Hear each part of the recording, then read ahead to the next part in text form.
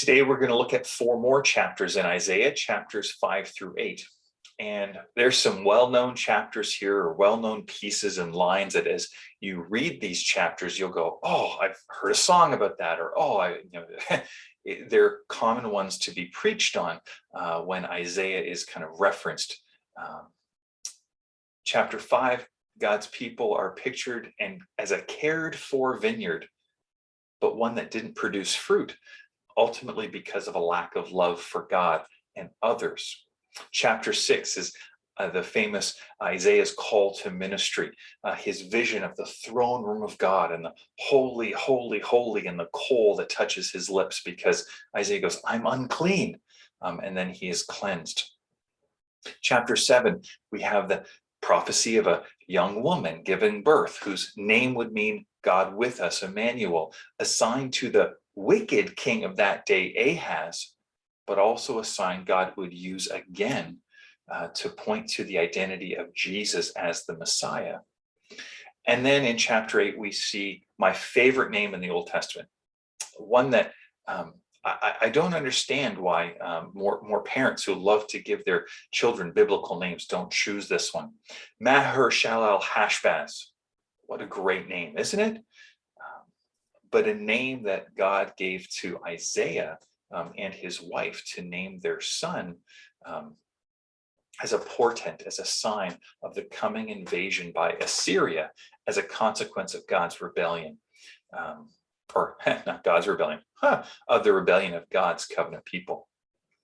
Lots of things could focus on in these chapters, but I want to go to one that maybe isn't so common or familiar.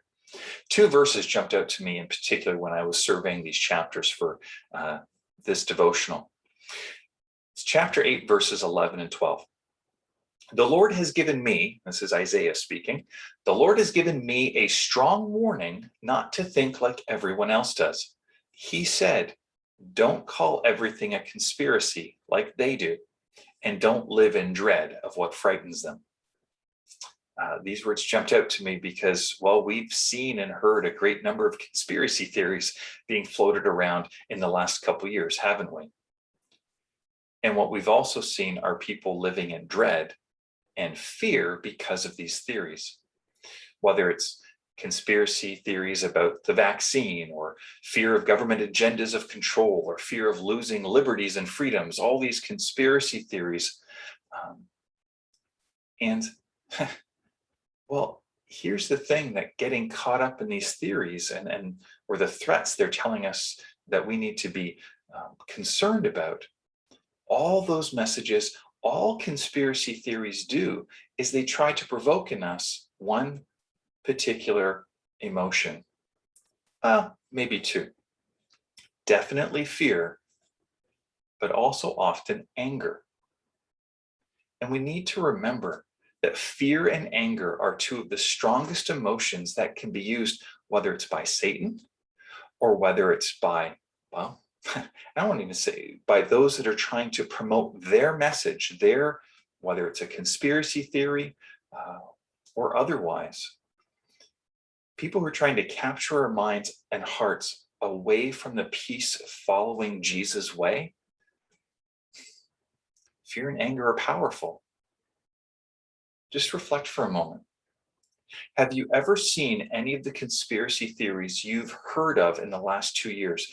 Have any of them called you to love your neighbor? Have any of them called you or encouraged you to love your enemy, as Jesus taught us? This is something we need to remember as followers of Jesus, because even if that conspiracy theory might be true or have elements of truth, which, to be blunt, so many of them really, really don't. But even if they were 100% true, it's what is the fruit that they're calling for us to have? Is it leading us to love God and love our neighbor as ourselves? Or is it leading us to love ourselves and hate or be afraid of others? Again, how do we respond as the church, as followers of Jesus? Chapter 8, verse 13. Make the Lord of heaven's armies holy in your life. He is the one you should fear. He is the one who should make you tremble. In Proverbs, fear of the Lord is talked about as the beginning of both knowledge and wisdom. Making God holy, that word holy means to separate, to be separate from.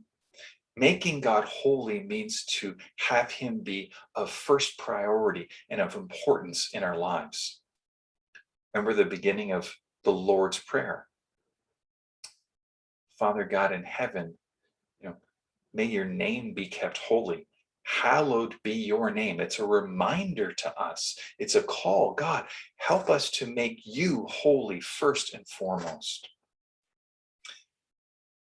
These words of Isaiah also remind me of words in 2 Timothy 2, where Paul writes to Timothy is that we've been given a spirit of power and love and self-control, not of fear.